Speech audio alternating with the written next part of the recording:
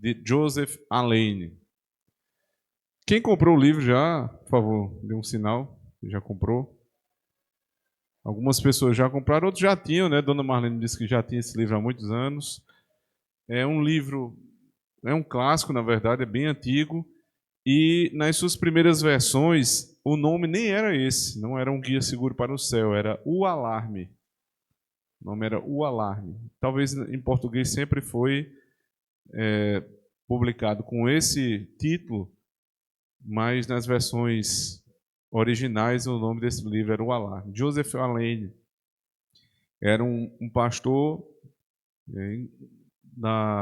na época do puritanismo inglês, ali do século XVII. Ele se tornou pastor depois que o seu irmão, que também era pastor, faleceu, e ele sentiu chamado ao ministério para ficar no lugar do seu irmão. E Deus o abençoou grandemente.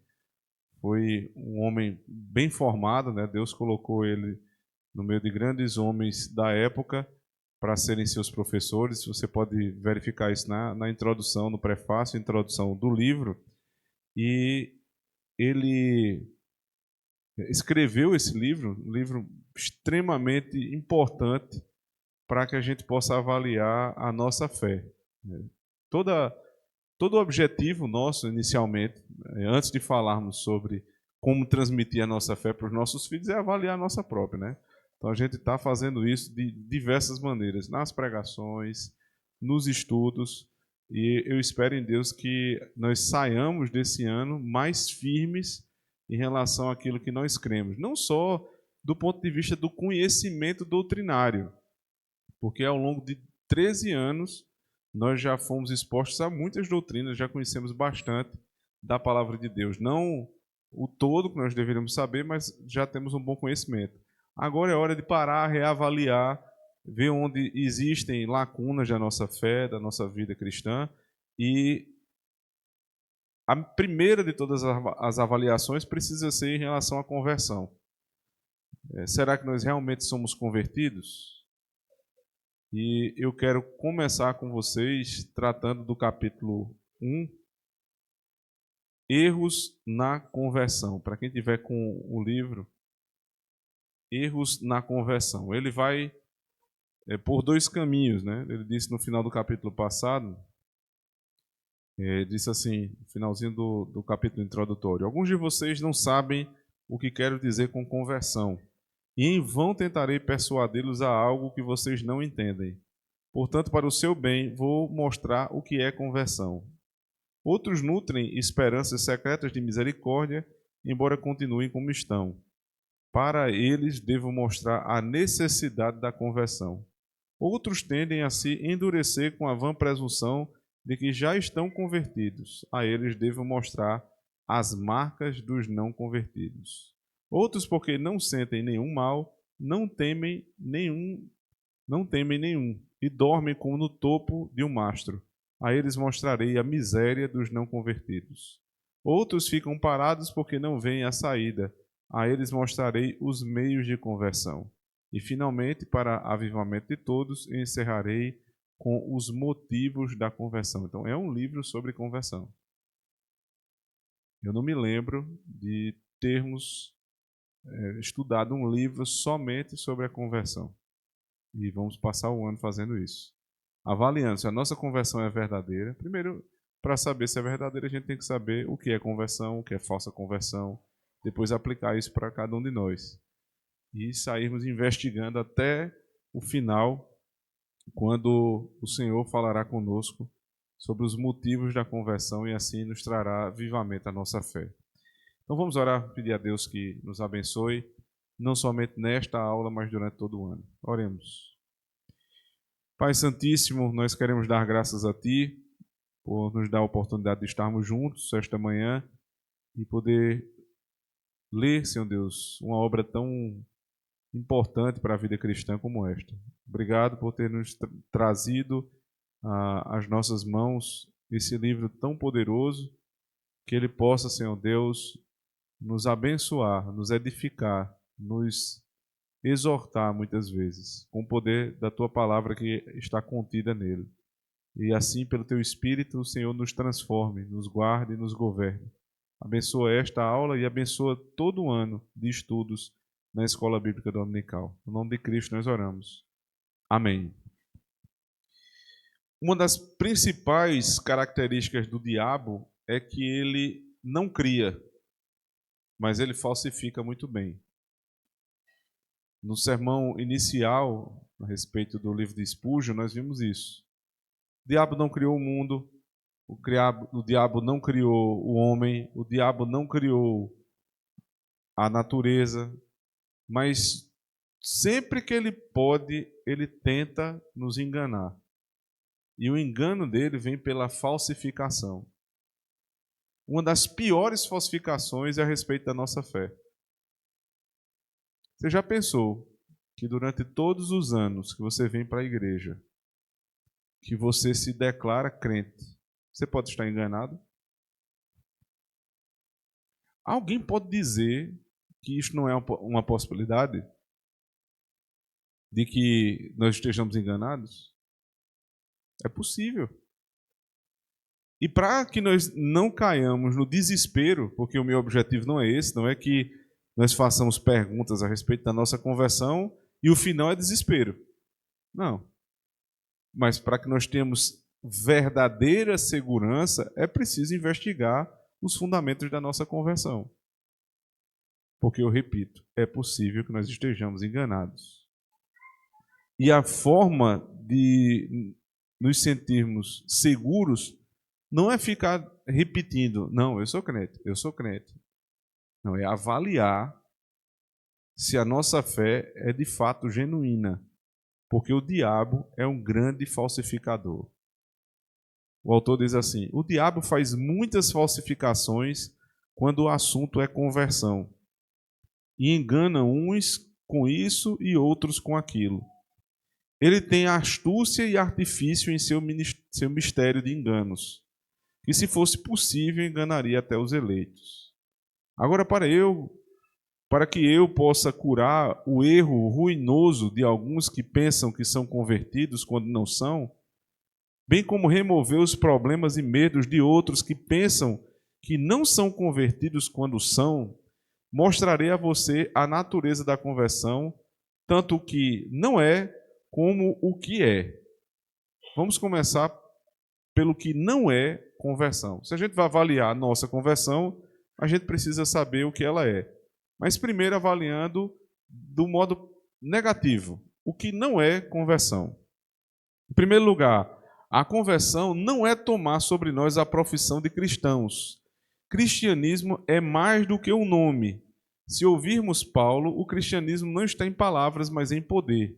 Se deixar de ser judeus e pagãos e se professar cristão tivesse sido a evidência de verdadeira conversão, quem então seria melhor do que os cristãos de Sardes e Laodiceia? Estes eram todos cristãos professos, mas porque eles tinham um nome, eles são condenados por Cristo e ameaçados de serem rejeitados. O fato de você professar a fé somente não quer dizer que você seja convertido. Eu pergunto a vocês, Judas era convertido?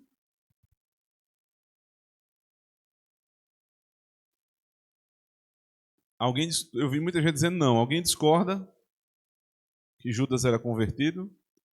Não, né? Tá certo, graças a Deus. Fiz o teste para ver se alguém estava em cima do muro, mas todo mundo sabe que Judas não é nosso irmão. No final do seminário, houve um grande bafafá lá entre os seminaristas, porque um presbítero de uma igreja de Recife tinha, na época da Páscoa, na época da Páscoa, ele escreveu um artigo falando, e o título do artigo era Judas, nosso irmão. Terrível, né? Judas, nosso irmão. Não, Judas não é nosso irmão. Judas era um ímpio, filho de Satanás, segundo o próprio João diz na sua primeira carta, capítulo 3, verso 16. Judas era filho de Satanás. Então ele não é nosso irmão. Mas Judas declarava que era ou não? Sim. Declarou, não só declarou, mas foi um dos escolhidos por Cristo para ser discípulo. Eu pergunto a vocês, Jesus se enganou a respeito de Judas? Não, Jesus sabia que Judas era o traidor. E mesmo assim ele escolheu para ser o seu discípulo, escolheu e permitiu que ele fizesse muitos milagres, concedeu poder. Você imagina isso? Que um filho de Satanás teve o poder dado por Deus em Cristo Jesus para operar sinais e maravilhas. Então tenha cuidado com sinais e maravilhas, né? Porque até Judas fez. Até Judas fez. E mesmo assim era um ímpio. Não se engane, irmãos. Não seja muito apressado em receber uma pessoa como irmão em Cristo simplesmente porque ela professa a fé. Sempre que você tiver dúvida se isso é um exagero ou não, lembre-se de Judas. Judas professava a fé. Judas cumpriu todos os rituais necessários para ser um discípulo de Cristo. Judas foi escolhido, inclusive, tesoureiro da igreja. O primeiro tesoureiro da igreja da Nova Aliança foi Judas. Ele cuidava das fazendas da igreja e, mesmo assim, era um ímpio. Então, a simples profissão de fé não te garante como um crente genuíno. Isso não é um selo de garantia da tua conversão. Não há muitos que clamam pelo nome do Senhor Jesus, mas que não se apartam da iniquidade e professam que conhecem a Deus, mas o negam em obras. E Deus os receberá como convertidos? O quê? Convertidos do pecado quando ainda vivem em pecado? É uma contradição visível. Certamente, se somente se professar cristão fosse o necessário, as virgens loucas nunca teriam sido excluídas. Ou seja, não se garanta na sua mera profissão de fé. Você fala, mas você pode estar enganado. O segundo problema a respeito da conversão, ou o segundo erro, é colocar o distintivo de cristão simplesmente por conta do batismo. Eu sou crente, eu sou batizado, eu professo a fé e sou batizado. Tem duas garantias aqui. Aí ele diz: Ananias, Safira, Simão e o mago foram batizados, assim como os demais. Quantos erram aqui, enganando e sendo enganados? Sonhar que a graça eficaz está necessariamente ligada à administração externa do batismo, para que todo batizado seja regenerado, não apenas sacramentalmente, mas real e adequadamente. O batismo ele só tem efeito se ele for acompanhado da transformação interna. Ou seja, mais do que acompanhado, se ele for precedido. Por que nós batizamos os crentes? Nós não batizamos para regenerá-los. Essa é uma doutrina católica romana. Por isso que se diz, né? Rapaz, não batizou ainda teu menino, o menino está no paganismo, o menino ainda é pagão, como se o mero batismo tirasse a criança do paganismo. O que nos tira daquilo que é falso não é a neutralidade, é a verdade. O que nos tira do paganismo é a verdadeira recepção de Cristo. Isto se dá no coração, irmãos. O batismo é simplesmente um sinal externo de algo que aconteceu no teu coração. Então é muito possível, muito provável, e isso tem se provado muitas vezes, que pessoas que foram batizadas na igreja, elas nunca foram de fato cristãs. Muitas vezes a própria igreja declara isso. Alguém pode perguntar, então foi um erro do conselho da igreja, seja a igreja que for? Pode ter sido um erro do conselho da igreja, pode ter sido uma negligência do conselho em não perceber que aquela pessoa não era de fato uma cristã. Mas às vezes não é um erro do conselho da igreja. Às vezes simplesmente a pessoa cumpriu tudo aquilo que é requerido. Ela tem uma vida moralmente reta, ela professa a fé publicamente, ela participou da classe de catecúmenos e ela frequenta a igreja com assiduidade. O que é que mais o conselho de uma igreja, os presbíteros de uma igreja podem fazer para avaliar uma pessoa, se não sob o aspecto externo? Alguém tem dúvida a esse respeito? Alguém tem algum comentário a fazer a respeito de como avaliar uma pessoa para que ela seja ou não recebida para o batismo? É isso que o que dá para fazer é isso.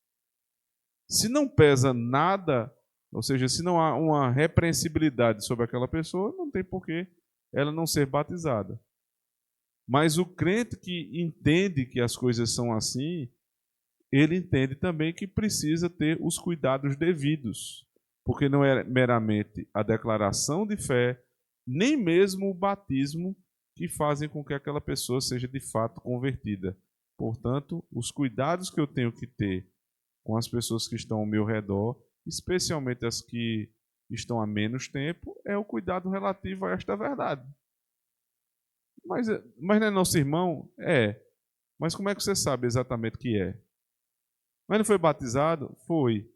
Mas que garantia lhe dá de você simplesmente baixar a guarda tão facilmente? Não façam isso. Tenham cuidado. Tenham sempre cuidado para preservar a sua casa, porque nós não sabemos quem é quem. Ao longo da vida congregacional, você vai tendo mais evidências, você vai tendo mais segurança. Mas, principalmente no princípio, todo cuidado é pouco.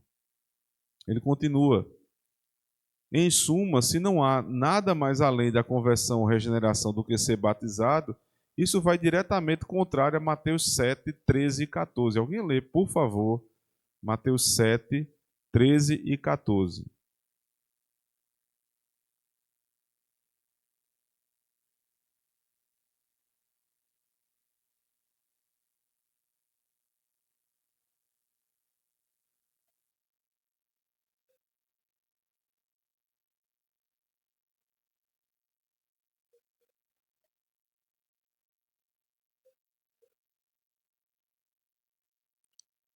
A porta que leva para a perdição é larga e passam muitos, né?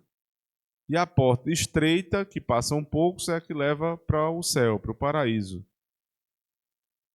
A pergunta é: quantas pessoas estão sendo batizadas ultimamente nas igrejas? Não estou falando no sentido geral. É muita gente ou é pouca gente? É muita gente. As igrejas, irmãos, via de regra, estão abarrotadas de pessoas. Geralmente é assim. Você passa numa grande igreja, não cabe mais. Existem igrejas que têm vários cultos. Eu fui no ano passado, a gente foi para aquela feira de educação cristã em São Paulo. A igreja que sediou a feira, ela cabe 3.000 pessoas. Essa igreja tem 3 cultos de 3.000 pessoas. É uma igreja batista. Na frente dela, na entrada de Alphaville, tem uma outra igreja batista, só que aquela igreja batista Lagoinha, que é muito mais famosa. Essa cabe 4 ou 5 mil pessoas e também tem 3 cultos por dia, no dia do Senhor. Ou seja, nessas duas igrejas você tem pelo menos aí 24.000 pessoas abarrotando essas igrejas, uma na frente da outra. A pergunta é: todo esse povo é crente? Eu não sei, sinceramente. Difícil saber. Se for só pelo batismo, é mais difícil ainda. Se esta doutrina for verdadeira, não diremos mais com os discípulos: quem então será salvo? Mas sim, quem então não será salvo? O texto diz: poucos entrarão. Poucos. E as igrejas que estão mais abarrotadas, eu lhes pergunto, são as que são mais criteriosas com recepção ou menos criteriosas com recepção? Hã?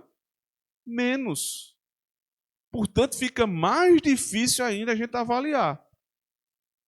Porque se o critério é baixo, se a exigência é pequena, como é que eu vou saber se essas pessoas que estão sendo batizadas ali são verdadeiramente cristãs ou não?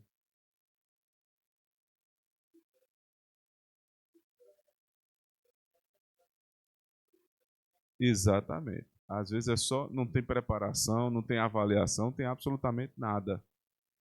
Essas igrejas que estou citando lá, elas têm sempre tem uns lemazinhos, né? Eu me lembro, a igreja, ela tinha assim, é uma igreja leve, funcional e outro termo assim. Parecia que estava falando de uma, sei lá, do centro de recuperação, uma coisa assim que é bem tranquilo. Vem para cá que é tranquilo. É leve, entendeu? É funcional. As coisas aqui, elas são feitas para funcionar. 12 mil pessoas. Área VIP. Tem área VIP para as pessoas de Alphaville, que são mais famosas, não serem assediadas pelos simples mortais. Pois não, Jéssica?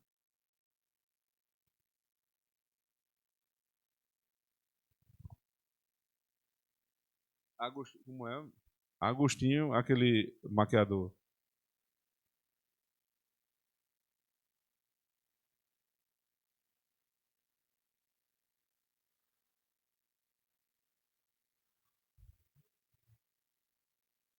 Meu Deus do céu.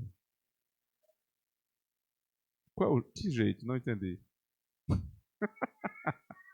Aquele jeito, né? Agora, você tem o sujeito que é homossexual, de direita, conservador, cristão, pregador da palavra. E maquiador. Tudo num pacote só. Aí ele. O quê? Foi. Mas pelo menos é homem, né?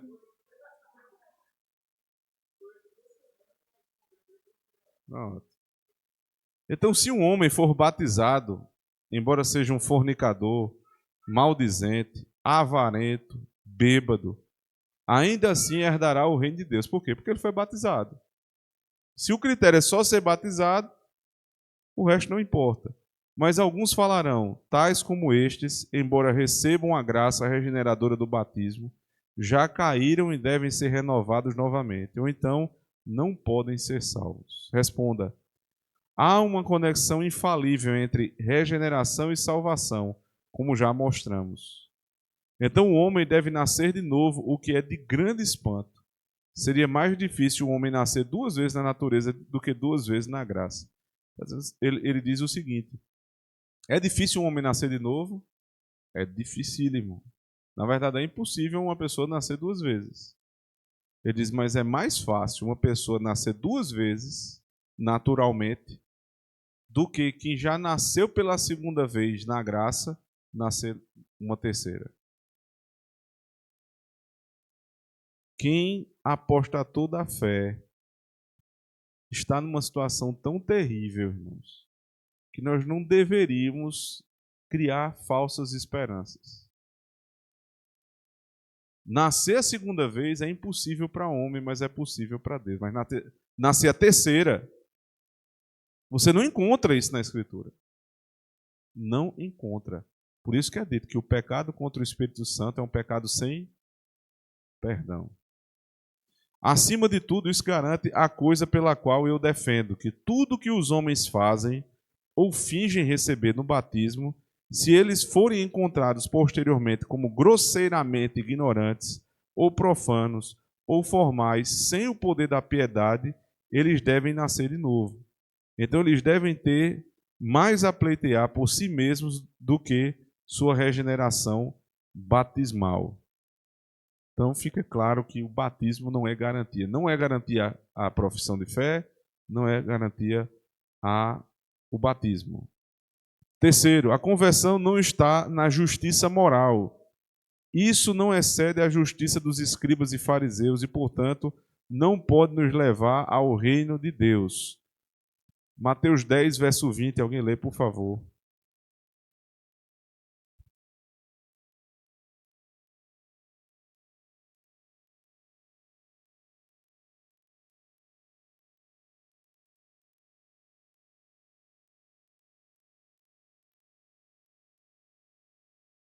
Amém.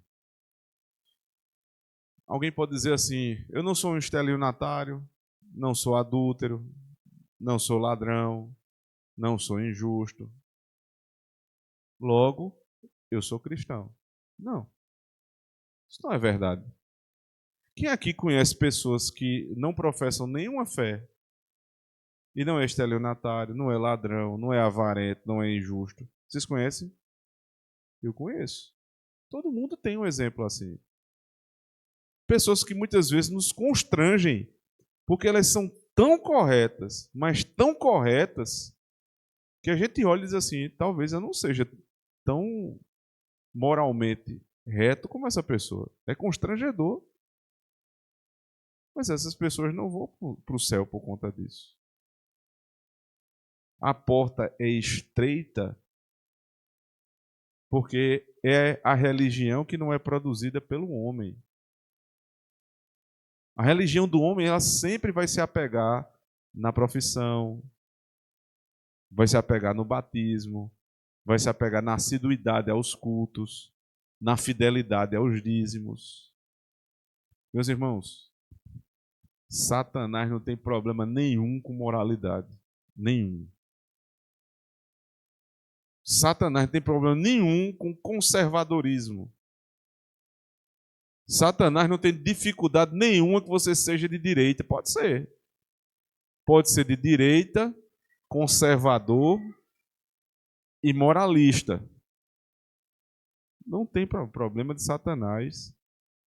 É se isso for produzido por um coração submisso a Cristo. Se isso tudo for verdadeiro, mas for produzido por você mesmo, Satanás bate palma. Pode ir para a igreja, pode frequentar os cultos, pode andar com os crentes, pode falar igual a crente, pode andar com a Bíblia debaixo do braço, desde que me sirva. É isso que ele quer. Então, nessa época, irmãos, que se fala tanto, esse ano de eleição agora, né? Vai começar a confusão. Preparem os grupos de WhatsApp, aliás, saiam dos grupos de WhatsApp. Não deem opinião sobre Lula e Bolsonaro, para não ter confusão desnecessária.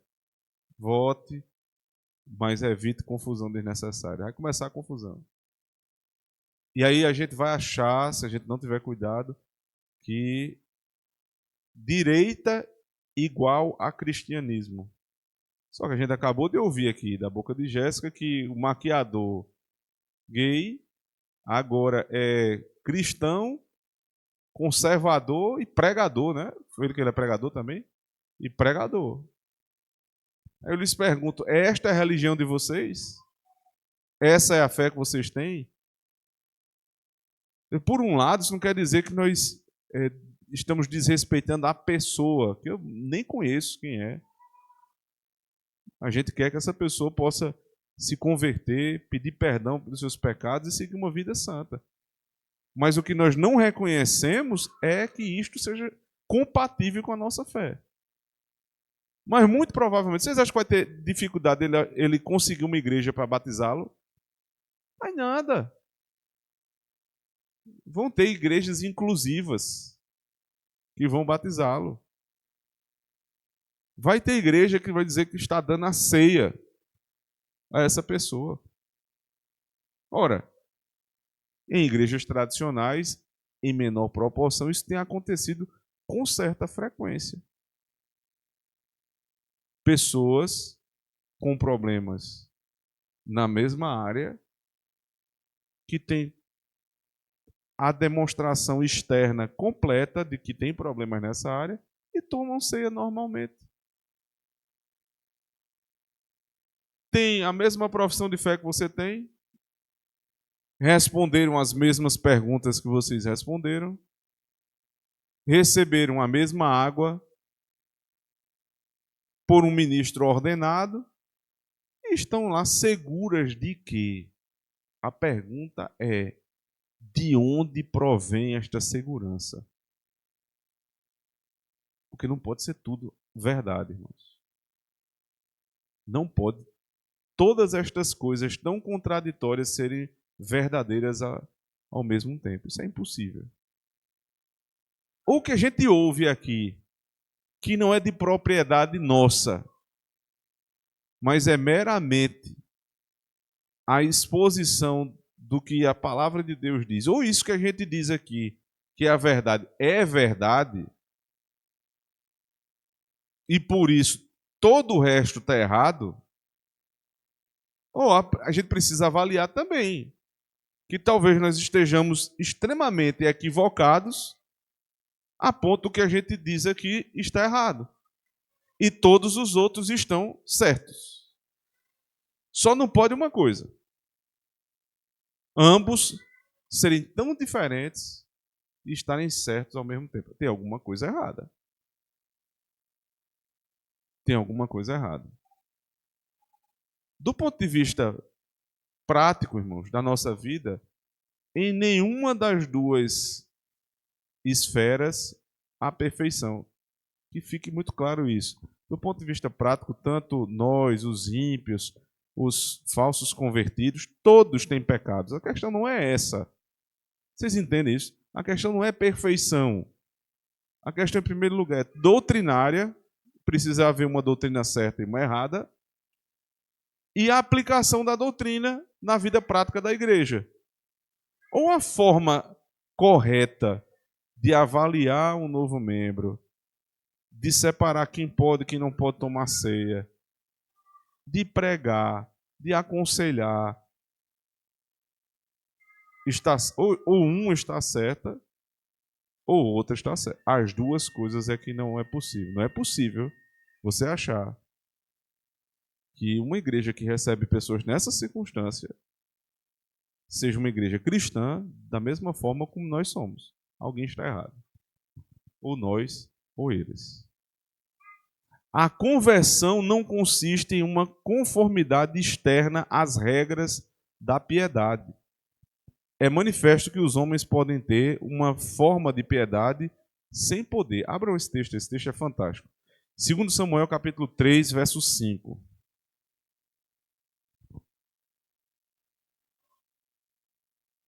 Segundo Timóteo 3, 5.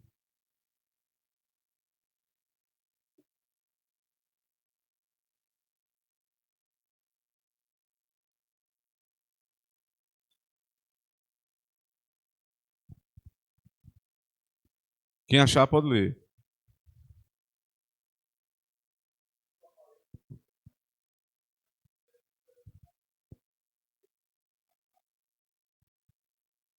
Essa é uma orientação do apóstolo Paulo a Timóteo, né? Cuidado com quem tem a aparência de piedade, mas a nega pela eficácia. Ora, qual é a eficácia da piedade? Qual é o propósito pelo qual a piedade existe? É para ser um conceito ou é para ser prática? É para ser a prática. Ora, os que têm a aparência da piedade, mas não têm a piedade verdadeira, prática, em relação a esse, vocês devem fazer o quê? Se afastem. Vocês percebem que não é dito exatamente para você se afastar dos ímpios que não têm aparência nenhuma de piedade? Não tem um texto falando disso. Na verdade, quando Paulo, lá na primeira carta aos Coríntios, ele vai falar desse assunto, ele diz assim: quanto eu estou falando em relação aos que se dizem que são crentes, mas não são. Lembram? Porque em relação aos ímpios, se eu for mandar vocês se afastarem deles, vocês não vão ter como viver. É impossível. Então a gente precisa trabalhar, a gente precisa negociar, a gente compra, a gente vende, a gente pega um Uber, a gente sai do Uber, entra numa loja. E nós estamos sendo expostos aos ímpios o tempo todo. Então, vou ter cuidado, mas eu não preciso me afastar da vida comum. Por quê? Porque a vida é assim.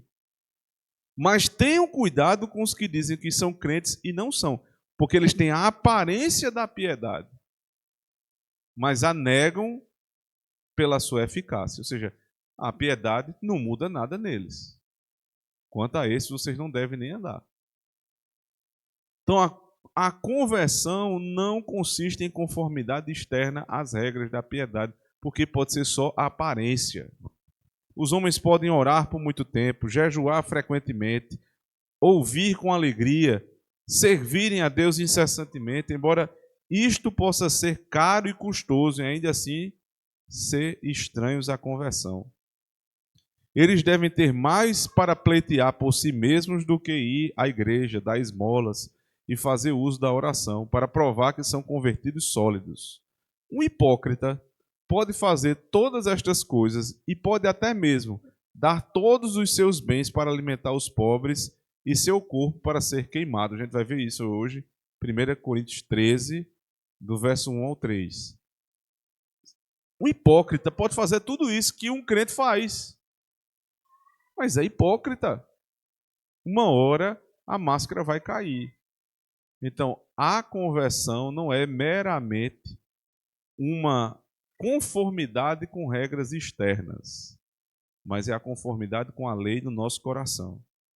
A conversão não é mero encadeamento da corrupção pela educação, pelas leis humanas ou pela força da aflição. É muito comum e fácil confundir educação com graça. Uma pessoa que é educada, ela vai ter virtudes que são comuns aos crentes. Mas não é cristianismo, é educação. Assim como muitos crentes, por falta de educação, não demonstrarão virtudes que são próprias da fé, mesmo sendo convertidos verdadeiramente, mas não demonstram em algumas áreas da vida exteriormente esta mudança. Por quê? Porque não tiveram educação. Tem educação. Boa parte dos problemas da igreja se resolveria com a educação doméstica.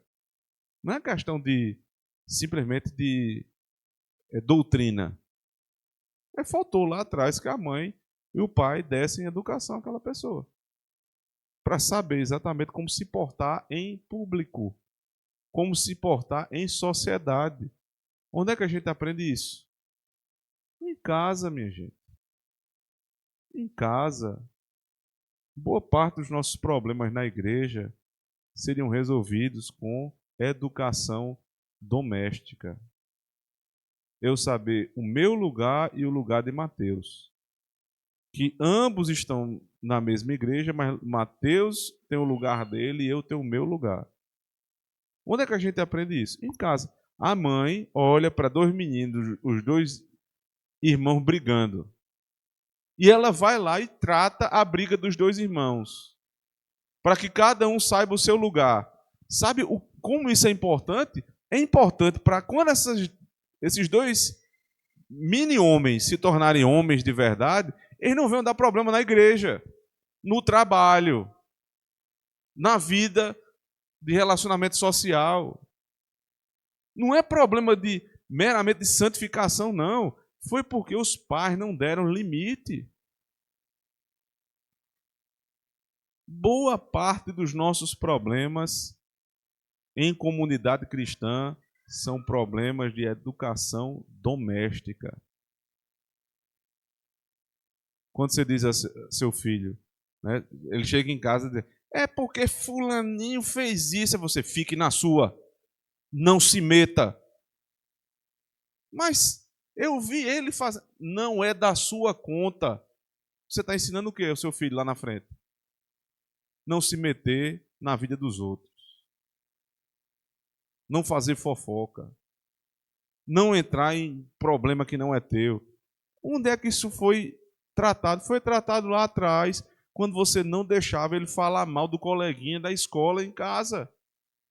E você dizia simplesmente, não é da sua conta. É assim. É assim que as coisas são tratadas. Não foi isso que nós ouvimos no sermão? Os pequenos pecados nas pequenas pessoas.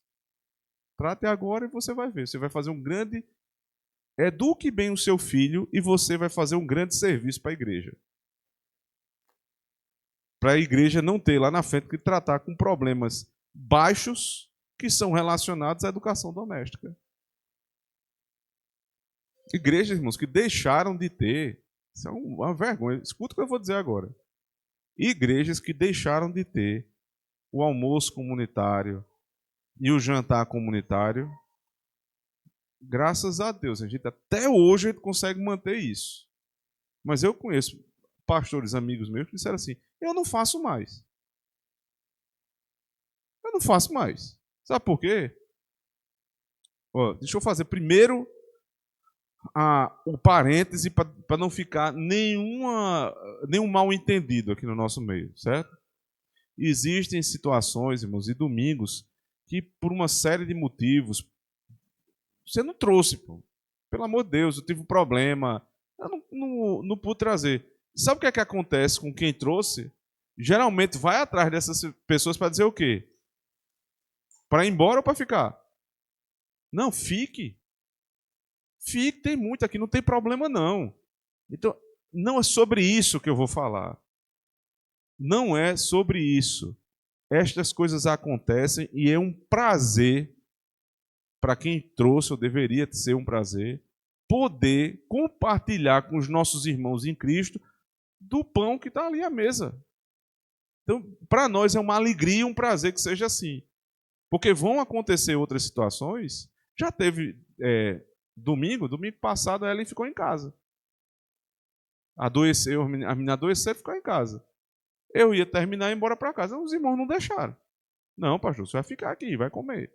Isso não é o problema, certo? Combinado. Mas nesse caso que eu vou falar agora, foi um grande problema. Porque o pastor disse que, ao longo dos anos, o que acontecia é que meia dúzia se esforçava e trazia a refeição e os outros não traziam. E uma vez, e duas vezes, e 3 vezes, e 10 vezes, e 15 vezes, você vai fazendo, até o ponto que as pessoas começaram a se chatear. Espera aí, meu amigo. Fulano nunca traz nada. Aí o momento que era para ser o momento de comunhão virou um momento de desunião. Isso é um problema doutrinário, simplesmente. É você aprender na escola dominical, a doutrina fulano de tal. Não, minha gente. Isso é falta de amor cristão? Mas é falta de educação. É falta de educação. As mães mais antigas, e eu sei que algumas mães da igreja ainda hoje fazem isso, vão para o aniversário, sabe o que é que faz com o menino? Como é que as mães antigamente faziam quando iam para uma festa? Vai jantar antes. Mas não vai para o aniversário, mas vai jantar antes, para não me fazer passar vergonha lá. Você acha que uma pessoa que foi criada assim vai olhar para uma mesa da igreja e vai dizer assim: hoje eu vou, aqui é 0800, vou pegar tudo, vou comer tudo, vou acabar com tudo aqui. Não, porque esta pessoa tem educação. Educação, ela sabe que nesse momento a gente até come. No momento do jantar da igreja, a gente faz um monte de coisa. A gente até come.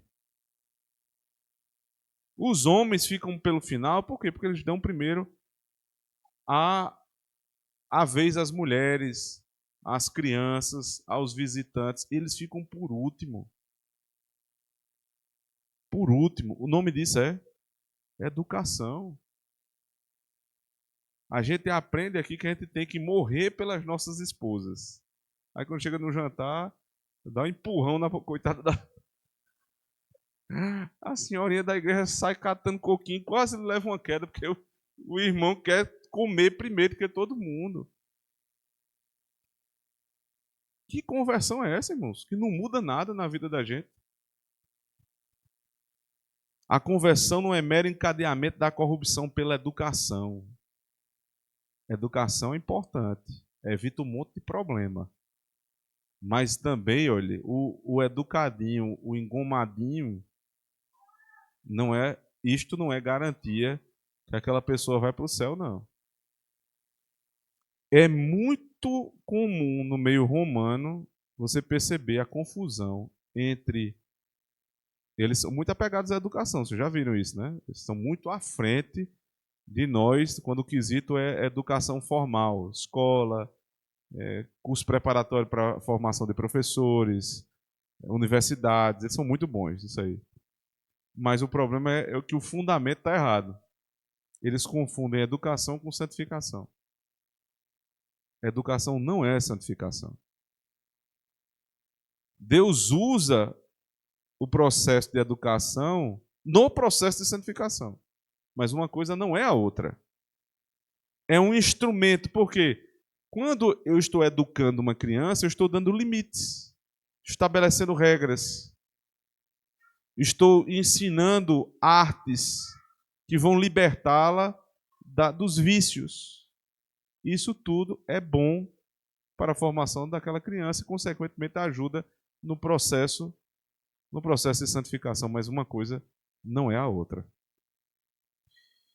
Muitos, porque têm a consciência perturbada por seus pecados, pensam bem em seu caso, confundindo miseravelmente a convicção com a conversão. A gente vai terminar aqui. Com estes, Caim poderia ter passado por um convertido.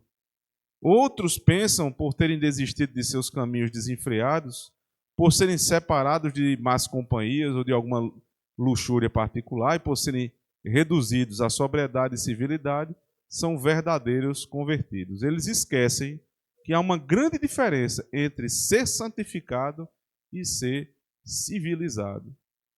O fato de você ter uma consciência segura não lhe garante nada, não. Porque você olha para si, olha para o outro e diz: eu sou melhor do que ele. Eu sou mais educado, eu sou mais trabalhador, eu sou mais honesto. Mas o problema é tua referência. Tu é mais honesto que outro pecador? E daí? A referência não é o outro pecador. Quem é a nossa referência?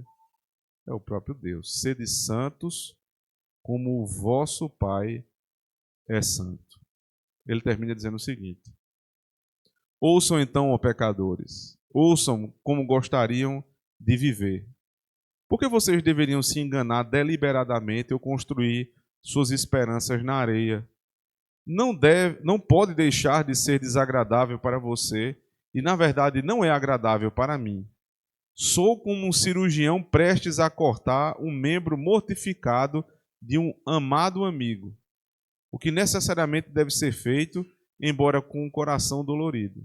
Mas entenda, meu amado, estou apenas derrubando a casa em ruínas, que de outra forma cairia rapidamente por si mesma. Estou fazendo isso para que eu possa construir outra casa forte e firme para sempre. A esperança dos ímpios perecerá. O nosso objetivo, irmãos, não é, eu repito, desencorajá-los.